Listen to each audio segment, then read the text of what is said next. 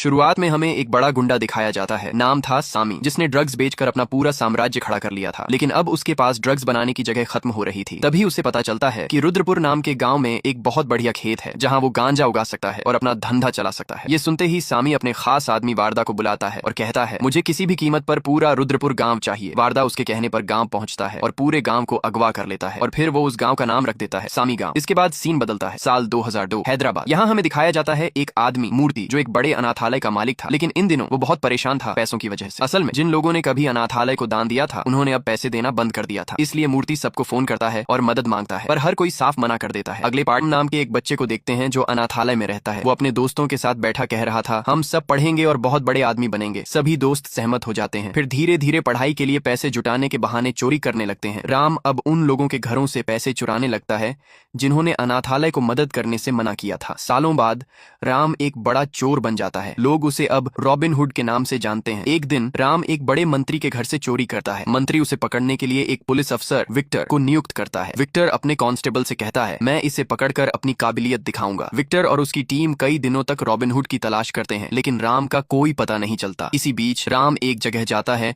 और बहुत सारा सोना चुराता है। इसे बेचने के लिए वह मॉल के बेसमेंट में मीटिंग करता है, लेकिन विक्टर उसकी योजना का पता लगा लेता है और मॉल को पूरी टीम के साथ घेर लेता है। जैसे ही राम को यह बात पता चलती है, वो अपना भेस बदलकर बेसमेंट पहुंच जाता है। वहां राम विक्टर को धोखा देकर सारा सोने का सौदा अपने नाम कर लेता है और पैसे लेकर वहां से भाग जाता है। फिर वो सारे पैसे राम ऑर्फनेज को दान कर देता है। यानी राम आज भी उसी अनाथालय के लिए काम कर रहा था। उधर जब विक्टर को यह पता चलता है कि रॉबिन हुड ने भी उसे धोखा दे दिया, तो वो गुस्से से आग बबूला हो उठता है। वो अपनी टीम पर बरस पड़ता है। इधर राम अपने रूप बदलकर ऐसे ही चोरी करता रहता है और हर बार चोरी का सारा पैसा अनाथालय को दे देता है। उसी दौरान राम एक और चोरी की तैयारी करता है और एक अपार्टमेंट पहुंचता है, लेकिन इस बार विक्टर को भी उसकी अगली चोरी की खबर लग जाती है। उसे पकड़ने के लिए विक्टर अपनी पूरी टीम के साथ उसी अपार्टमेंट पर पहुंचता है और सारे दरवाजे बंद करवा देता है। राम किसी गार्ड के कपड़े और हेलमेट चुरा लेता है और छत की ओर भागता है, लेकिन अब राम बुरी तरह फंस चुका था। उसे पकड़ने के लिए विक्टर खुद छत पर पहुंच जाता है, जहां आमने सामने थे रॉबिन हुड और विक्टी है। सर, ये रॉबिन हुड नहीं है, ये तो राम है जिसने कुछ दिन पहले रॉबिन हुड के खिलाफ चोरी की रिपोर्ट लिखवाई थी। ये सुनकर राम तुरंत बोलता है, सर, मैंने अभी अभी रॉबिन हुड को छत से नीचे भागते हुए देखा है। विक्टर गुस्से से भर जाता है और राम को आखिरी चेतावनी देकर वहां से जाने को कहता है। राम चला तो जाता है, लेकिन विक्टर को शक हो जाता है कि वो कुछ छिपा रहा है। वो अपनी टीम से कहता है, राम पर नजर रखो, वो जरूर किसी बड़ी बात में शामिल है। लेकिन राम उनसे बच निकलता है और सीधे अनाथालय पहुंच जाता है। वहां जाकर वो अपने दोस्तों से कहता है, अब मैं चोरी नहीं करूंगा, अब ईमानदारी से काम करूंगा, क्योंकि अब पुलिस मेरे पीछे है। अगर ऐसा ही चलता रहा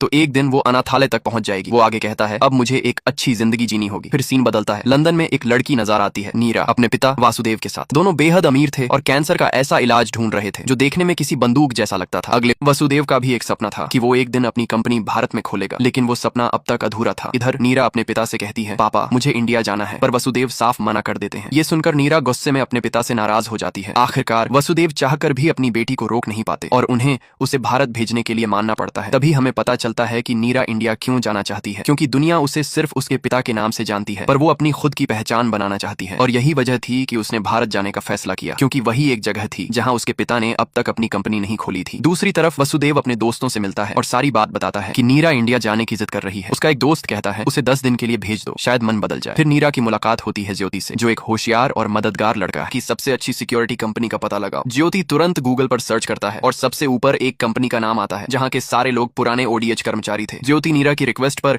उसी कंपनी को कॉल करता है। कॉल उठाता है कंपनी का ऑनर जॉन। वो अपनी कीमत बताने ही वाला होता है, जो बहुत कम थी, क्योंकि उसे भी लगता था अब कौन रखेगा हम बूढ़ों को सिक्योरिटी में। तभी वहां खड़ा राम ज्योति की बातों के अंदाज से कुछ समझ जाता है। वो झट से जॉन के हाथ से मोबाइल छीन लेता है और बड़े आत्मविश्वास से ज्योति से बात करता है, हमारी फीस है $1,00,000। फिर उसकी रिक्वेस्ट पर ज्योति तुरंत उसके अकाउंट में $1,00,000 ट्रांसफर करता है और कॉल पर बात करते हुए कहता है कि उसे एक प्राइवेट जेट भी चाहिए। राम मुस्कुराते हुए कहता है, अभी तो बस एडवांस लिया है, काम पूरा होने के बाद $1,00,000 और लगेंगे। ज्योति बिना सोचे मान जाता है, लेकिन सामने खड़ा जॉन हैरान रह जाता है, कैसे इतनी आसानी से राम ने सारा मामला सेट कर लिया। इसके बाद राम ज्योति के भेजे हुए पैसों से अपना पूरा लुक बदल देता है। नए कपड़े पहनकर वो नीरा को एयरपोर्ट से लेने पहुंचता है, लेकिन नीरा उसे बिल्कुल इग्नोर करती है और सीधे कार में बैठकर चली जाती है। राम उसके तेवर देखकर समझ जाता है ये लड़की तो पूरी एटीट्यूड की दुकान है, फिर भी वो अपने काम पर फोकस करता है। अगले दिन राम नीरा को इंडिया के हर खूबसूरत जगह पर अगले दिन नीरा रुद्रपुर गांव जाने से पहले हैदराबाद के एक मॉल में जाती है। वहीं जॉन अपने आप को हीरो दिखाने के लिए कुछ नकली गुंडे बुला लेता है ताकि नीरा को बचाकर उसका दिल जीत सके। लेकिन इससे पहले ही सामी के गुंडे और नीरा के दादा द्वारा भेजा गया आदमी वहां पहुंच जाते हैं। राम उन्हें पकड़कर सब सच्चाई जान लेता है। सामी के गुंडे वहां से भाग निकलते हैं,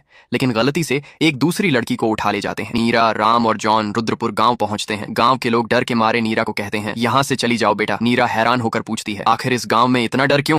नीरा अपने दादाजी से मिलती है। दादाजी भी वही कहते हैं, तुम यहाँ से चली जाओ, इतनी बड़ी गलती कर दी तुमने। नीरा डर जाती है और राम और जॉन के साथ गांव से भागने लगी है। वर्धा को यह पता चलता है और वह अपने लोगों को भेजता है नीरा को रोकने के लिए। गांव में राम और वर्धा के लोगों के बीच भयंकर लड़ाई होती है। गुस्से में राम भागने की बजाय सीधे वर्धा के पास जाता है। नीरा चौंक कर पूछती है, यह मौत के मुंह में क्यों जा रहा है? राम कहता है, अब मैं पूरे गांव को बचाऊंगा, लोगों को इस यातना में नहीं देख सकता। नीरा को राम का यह साहस पसंद आता है। राम वर्धा और उसके सारे लोगों को मार देता है और नीरा यह सब देखती रहती है। अगले दिन वर्धा राम को अकेले मिलने के लिए बुलाता है। वो कहता है, नीरा को इस गांव में 1 हफ्ते तक रोक लो और इसके बदले मैं तुम्हें 5 करोड़ दूंगा। ये सुनकर राम के चेहरे पर खुशी झलक उठती है। उधर नीरा और जॉन को इस सौदे की कोई भनक नहीं थी। घर पहुंचते ही जॉन राम से कहता है, अब हमें हैदराबाद लौट जाना चाहिए। लेकिन राम मुस्कुराते हुए जवाब देता है, नहीं, मैं यहीं 1 हफ्ता रुकूंगा। अब मैं 1 करोड़ 50 लाख नहीं, पूरे 6 करोड़ 50 लाख लूंगा, जिसमें नीरा की फीस भी शामिल थी और वो 5 करोड़ भी जो वर्धा उसे नीरा को रोकने